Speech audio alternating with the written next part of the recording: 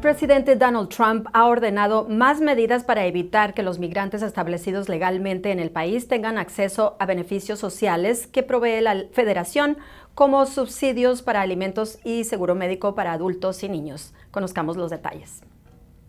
La orden llama a los funcionarios a implementar una ley con más de 23 años de antigüedad que no se había puesto en práctica. Trump dio un plazo de 90 días a sus funcionarios para idear un método que obligue a los ciudadanos estadounidenses que patrocinaron a un inmigrante a pagar por la ayuda federal que estos utilicen. Esta orden detalla que, según la ley actual, quienes patrocinan a personas que no son ciudadanos deben asumir la responsabilidad financiera de los beneficios de asistencia social basado en los ingresos que ellos reciben. Esto afectará en particular a los estadounidenses que patrocinaron la residencia legal de un familiar inmigrante, un padre, hijo, hermano o esposo. En los casos donde el patrocinador no pague los reembolsos exigidos legalmente, se remitirán a los procedimientos de cobro de acuerdo con la ley. Adicionalmente, el presidente pidió a sus funcionarios que determinen en un plazo de 180 días que personas que no son aptas para patrocinar a un extranjero, basados en su posible historial delictivo, haciendo así más difícil para los inmigrantes conseguir patrocinadores. El marco legal que le permitía al presidente tomar estas medidas fue redactado y aprobado en 1996 durante la administración de Bill Clinton, pero hasta ahora no se había puesto en práctica esta ley.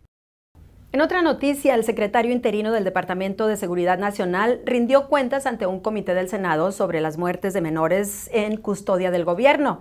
A la misma hora, varias organizaciones religiosas realizaron una vigilia en nombre de esos niños por los que pidieron se haga justicia. Desde Washington, Randy Serrano informa. Con una gran ilusión de ir a la escuela. Rezaban por justicia y para que ni un solo menor migrante más muera en custodia del gobierno. Activistas y líderes de fe se reunieron en la capital este jueves para exigirle al gobierno que rinda cuentas por esas muertes. El gobierno tiene que hacer investigaciones de por qué fallecieron estos niños y proveer mayor supervisión para que esto no vuelva a pasar. Apenas el miércoles se reveló que una niña salvadoreña de 10 años murió en custodia de autoridades migratorias en septiembre del año pasado, un caso que el gobierno no había revelado previamente. Con ella ya son 6 los menores que han muerto durante los últimos 8 meses. El último caso fue este joven guatemalteco de 16 años que falleció esta semana tras haber cruzado la frontera y ser diagnosticado con influenza. Su familia exige respuestas. Pero ¿y no hay información? Saber por qué se murió, eso es lo que quiero saber yo también. Las muertes están generando preguntas fuertes de políticos en Washington. Precisamente en el Senado este miércoles, este demócrata le preguntó al director interino del Departamento de Seguridad Nacional si todo menor en custodia contaba con acceso a un pediatra, a lo que Kevin McCallinen solo respondió que no, pero que sí existía un protocolo para mandar a un menor a un hospital cuando es necesario. No hemos tomado las medidas de decencia para tratar a estos migrantes jóvenes y vulnerables con la atención que ellos merecen. La Casa Blanca le ha pedido al Congreso que apruebe más de $1,000 millones para la situación en la frontera. Los políticos aún no han pautado un voto sobre ese dinero. En Washington, Randy Serrano, Telemundo.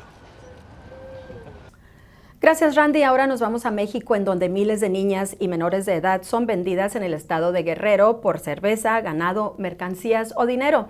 Esta tradición milenaria ha levantado una alerta entre las actuales autoridades y activistas del estado, quienes buscarán que dejen de violarse los derechos de las pequeñas y se les permita crecer y elegir su destino libremente. Jacibe Pérez con el reporte.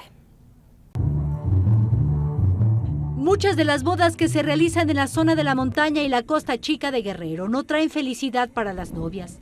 ¿Por qué llegaron ahí en contra de su voluntad, vendidas o intercambiadas? Yo vi a una compañera, una vecina, que su papá la había cambiado por 3 cartones de cerveza, entonces yo no quería ser como ella. Esta joven y su hermana tuvieron que abandonar su hogar para no enfrentar el que era su inminente destino.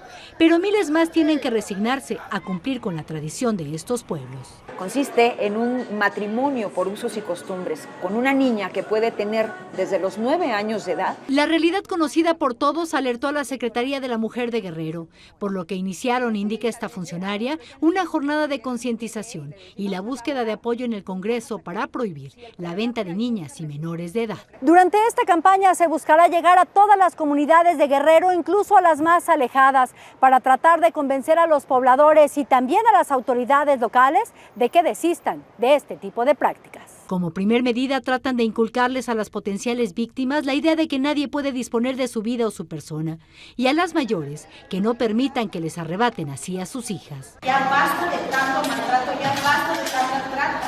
Don Martín dice que esta labor será más que complicada. Lo sabe porque vivió en Aguas Blancas, donde las pequeñas desde que nacen, asegura, son consideradas como mercancía. Habemos padres abusivos que vendemos nuestras hijas por ahora sí, por el trago, por la bebida y por los vicios. Movida por los recuerdos, Seferina anhela que por fin alguien prohíba esta costumbre que tanto daño hace. Está muy bien todo lo que van a hacer por allá, que están allá arriba. La gente que de veras lo necesita. Y espera que las autoridades castiguen a quienes sigan vendiendo a sus niñas. En México, Jacibe Pérez, Telemundo.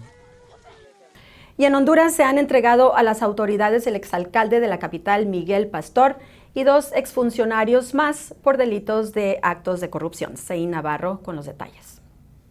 Después de presentarse unos 18 requerimientos fiscales a los juzgados anticorrupción, se entregaron a las autoridades el exministro Miguel Pastor, así como 2 funcionarios de la desaparecida Sopravi, Walter Noé Maldonado y Daisy Marina Zúñiga Fuentes. Así lo confirmó hoy el vocero de ese ente, Carlos Silva, quien abundó como a las 10 de la noche que se iban a someter las audiencias de la declaración de imputado Miguel Pastor, quien se presentó voluntariamente con su equipo de abogados. Junto a Miguel Pastor, la otra persona que se presentó es Walter Maldonado, a quienes la ofensible le presentó requerimientos fiscales por abusos de autoridad, cohecho, fraude en perjuicio de la administración pública, lavado de activos y falsificación de documentos contra la fe pública. La otra persona se presentó casi al mismo tiempo. Fue Daisy Marina Zúñiga Fuentes, quien es acusado por cohecho pasivo, fraude, abuso de autoridad, lavado de activos, falsificación de documentos y fraude en perjuicio de la administración pública. Según la información que maneja el Ministerio Público, los proyectos consistían en pavimentación de calles,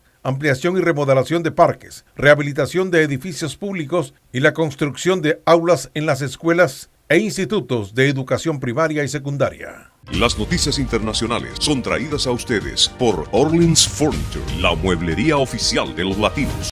Ahora le damos la bienvenida a Jorge Vides, quien nos trae todo el acontecer deportivo. Adelante, Jorge. Gracias, Marixa. Tigres se hace valer como local y vence en la ida de la gran final del fútbol mexicano. Barcelona y Valencia viven la final en extremos opuestos. ¿Y cómo le fue a la selección hondureña en su debut del Mundial Sub-20? Solo comentamos completito después de la pausa.